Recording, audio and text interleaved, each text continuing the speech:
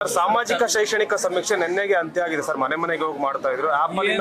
ಏನ್ ಸಾಧನೆ ಮಾಡ್ತಾರೆ ಅದರಿಂದ? ಏನು ಸಾಧನೆ ಮಾಡ್ತಾರೆ? ಎಷ್ಟರ ಮಟ್ಟಿಗೆ ಆ ಒಂದು ಸಮೀಕ್ಷೆಯನ್ನು ನಡೆಸಿದ್ದಾರೆ? ಎಷ್ಟರ ಮಟ್ಟಿಗೆ ಜನತೆ ಆ ಸಮೀಕ್ಷೆಗೆ ಸ್ಪಂದಿಸಿದ್ದಾರೆ?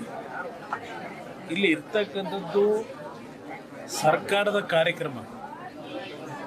ಇವತ್ತು ಯಾವ ಬಡತನದಲ್ಲಿದ್ದಾರೆ, ಜಾತಿ ಪ್ರಶ್ನೆ ಇಲ್ಲ. ಇಲ್ಲಿ ಎಲ್ಲ ಜಾತಿನಲ್ಲೂ ಬಡವರಿದ್ದಾರೆ, ಎಲ್ಲ ಜಾತಿನಲ್ಲೂ ಅವಿದ್ಯಾವಂತರಿದ್ದಾರೆ. ಮೊದಲು ಶಿಕ್ಷಣದ ಒಂದು ಕೆಲಸವನ್ನು ನಿರ್ವಹಣೆ ಮಾಡಬೇಕು. ಇವತ್ತು ಯಾವುದೋ ಒಂದು ಪತ್ರಿಕೆಯಲ್ಲಿ ನೋಡ್ತಾ ಇದ್ದೆ, 63,000 ಶಿಕ್ಷಕರ ಕೊರತೆ ಇದೆ ಅಂತ ಹೇಳಿ. ನಿಮ್ಮ ಬೆಂಗಳೂರು ಯೂನಿವರ್ಸಿಟಿನಲ್ಲಿ 140-150 ಸ್ಯಾಂಕ್ಷನ್ ಪೋಸ್ಟ್ ಇದೆ. 6-7 ಜನ ಪ್ರಾಧ್ಯಾಪಕರನ್ನು ಇಟ್ಕೊಂಡಿದ್ದಾರಂತೆ.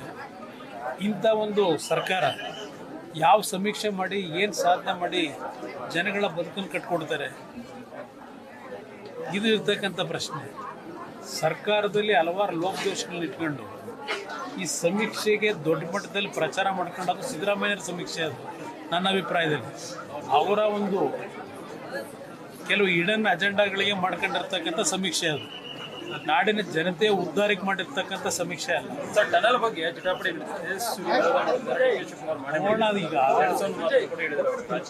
ಎಷ್ಟರ ಮಟ್ಟಿಗೆ ಟನಲ್ ಕೆಲಸ ಪ್ರಾರಂಭ ಮಾಡ್ತಾರೆ, ಎಷ್ಟರ ಮಟ್ಟಿಗೆ ಆ ಟನಲ್ ಬಗ್ಗೆ ನುರಿತ ತಂತ್ರಜ್ಞರಿದ್ದಾರೆ, ಅವರಿಂದ ಏನು ಮಾಹಿತಿ ತಗೊಂಡು ಯಾವ ರೀತಿ ಕೆಲಸ ಪ್ರಾರಂಭ ಆಗುತ್ತೆ ನೋಡೋಣ.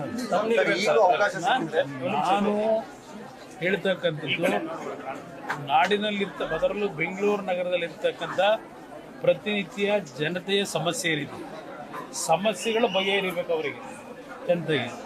ಇಲ್ಲಿ ಟನಲ್ ರೋಡ್ ಮಾಡ್ತಿರೋ, ಇಲ್ಲ ಇದು ಎಲಿವೇಟೆಡ್ ರೋಡ್ ಮಾಡ್ತಿರೋ, ಮತ್ತಿನ್ನೇನು ಮಾಡ್ತಿರೋ ಅದು ನಿಮಗೆ ಸೇರಿದಂಥದ್ದು. ಆದರೆ ಜನಗಳು ಪ್ರತಿನಿತ್ಯ ಜನಪ್ರತಿನಿಧಿಗಳನ್ನು, ಸರ್ಕಾರದ ಇವತ್ತು ನಮ್ಮ ವೈಫಲ್ಯಗಳನ್ನು ಇವತ್ತು ಏನು ಅತ್ಯಂತ ಆಕ್ರೋಶದಲ್ಲಿ ಮಾತನಾಡ್ತಾರೆ, ಅದಕ್ಕೆ ಪರಿಹಾರ ಏನು ಅನ್ನೋದು ಮಾಡೋಕ್ಕಿಲ್ಲ. ನನಗೆ ಟನಲ್ ರೋಡೋ ಇಲ್ಲ ಎಲಿವೇಟೆಡ್ ರೋಡೋ ಯಾವುದು ಬೇಕಾದರೂ ಕೆಲಸ ಮಾಡಿ, ಬಟ್ ಜನಗಳ ಪ್ರತಿನಿತ್ಯದ ಬದುಕು ಜೊತೆ ಚೆಲ್ಲಾಟ ಆಡಬೇಡಿ. ವೈಫಲ್ಯಗಳ ಬಗ್ಗೆ ಮಾತಾಡ್ತೀನಿ ಅಂತ ಹೇಳಿದ್ರೆ ಬೇಕಾದಷ್ಟು ಇಷ್ಟ ಇದೆ. ಹಲವಾರು ಜನ 70 ವರ್ಷ 80 ವರ್ಷ ಏನೋ ಒಂದು ಕಷ್ಟಪಟ್ಟು ಸಂಪಾದನೆ ಮಾಡಿದಂಥ ಆಸ್ತಿಗಳು ಯಾವ ರೀತಿ ರೌಡಿಗಳನ್ನು ದೋರ್ತಕ್ಕಂಥದ್ದು, ಈ ಕೆಲಸಗಳು ಬೇಕಾದಷ್ಟು ನಡೀತಾ ಇದೆ. ಅವಕಾಶ ಸಿಕ್ಕಿದ್ರೆ ಹೋಗ್ಲೇಬೇಕಲ್ಲ ಚುನಾವಣೆ. ಸರ್ಕಾರ ಬಿದ್ದೋದ್ರೆ ಚುನಾವಣೆ ಹೋಗ್ಲೇಬೇಕಲ್ಲ ಎಲ್ಲರೂ ರಾಜಕೀಯ ಪಕ್ಷಗಳು. ನಾವು ರೆಡಿ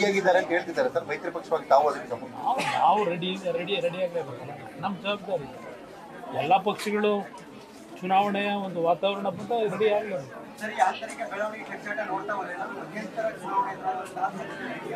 ಇಲ್ಲ, ನಾನು ಮಧ್ಯಂತರ ಚುನಾವಣೆಯ ವಿಷಯದಲ್ಲಿ ಚರ್ಚೆ ಮಾಡಲಿಕ್ಕೆ ಹೋಗಲ್ಲ.